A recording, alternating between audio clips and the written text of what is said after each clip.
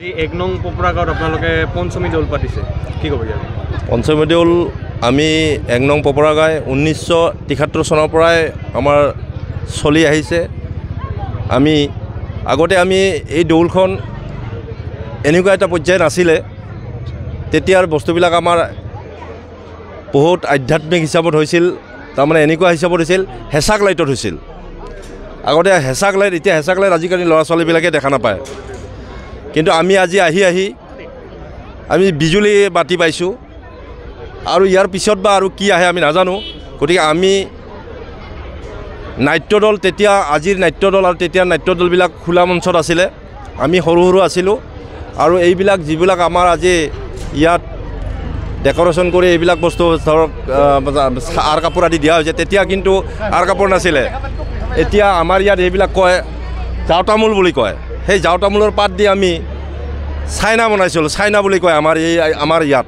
সেই চাইনা বনাইছিলোঁ, আৰু এই চাইনাৰ তলতে বহুত মানে ৰং বিৰং কৰি এইখিনি অঞ্চলৰ মানুহে, আমাৰ মাজত আজি নাই, তেওঁলোক বিদায় হৈ গুচি গৈছে। তেওঁলোকে গঢ়ি থোৱা এই বস্তুটো আমি আজি আমাৰ এই সমাজখনে জীয়াই ৰাখিম বুলি আমি এটা চবৰে মাজত বিশ্বাস আছে, আৰু আগন্তুক দিনতো আমি এনেকৈ চলি যাব। আৰু লগতে এই দৌল উৎসৱৰ যোগেদি সমূহ আমাৰ পপুৰাগাঁওবাসী ৰাইজ তথা অসমবাসী ৰাইজৰ শুভকামনা থাকে, যাতে এই দেউলৰ ৰঙৰ উৎসৱটিৰ জৰিয়তে যাতে সকলোৱে সুখে শান্তিৰে জীৱন কটাব পাৰোঁ, এইখিনিয়ে কথা। আৰু কিমানদিনীয়া কাৰ্যসূচী আপোনালোকে হাতত? আমি 3 দিনীয়া কাৰ্যসূচী আছিলে আমাৰ।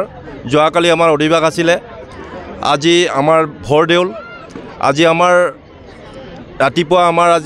ৰাতিপুৱা পূজা আৰম্ভ হৈছিলে, ঠিক 10 বজাৰ পিছতেই আমাৰ আৰম্ভ হৈছিল আমাৰ মেইন দৌলৰ পূজা।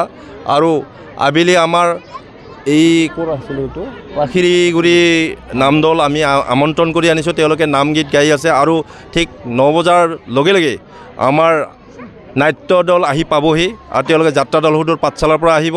তেওঁলোকক আমাৰ ইয়াত যাত্ৰাভিনয় আৰম্ভ কৰিব। গতিকে অহাকালি আমাৰ সুঁৱেৰী হ'ব, আৰু সুঁৱেৰীত আমাৰ এই অঞ্চলৰ বহুত দূৰৰ মানুহ আহি আমাৰ অংশগ্ৰহণ কৰে, আৰু বহুত ৰং ধেমালি কৰা হয়। হোলীৰ উৎসৱ, হোলীৰ গান আদি, ফাকুৱা আদিৰে এই উৎসৱটো অহাকালি আমি বিদায় জনাম।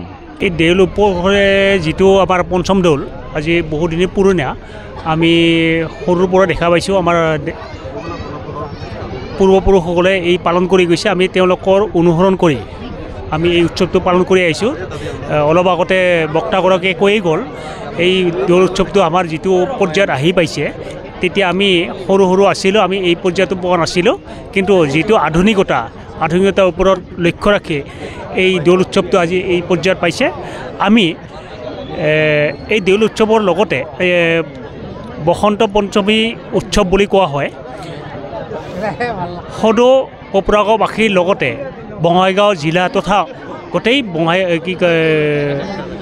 অসমৰ জনসাধাৰণক যাতে এই দৌল উৎসৱে শান্তি সম্প্ৰীতি তথা একতাৰে বান্ধি ৰাখিব পাৰে, তাৰে কামনা কৰিছোঁ। আৰু ভৱিষ্যতে যাতে আমি এনেকৈ সকলোৱে একেলগে থাকি ৰং ধেমালি কৰি আগুৱাই যাব পাৰোঁ, তাৰে কামনা কৰিছোঁ। কিমান বছৰ বা কিমান চনৰ পৰা আপোনালোকে? আমি চনটো মই ক'ব নোৱাৰিম, কাৰণ এইকাৰণে ক'ব নোৱাৰিম কাৰণ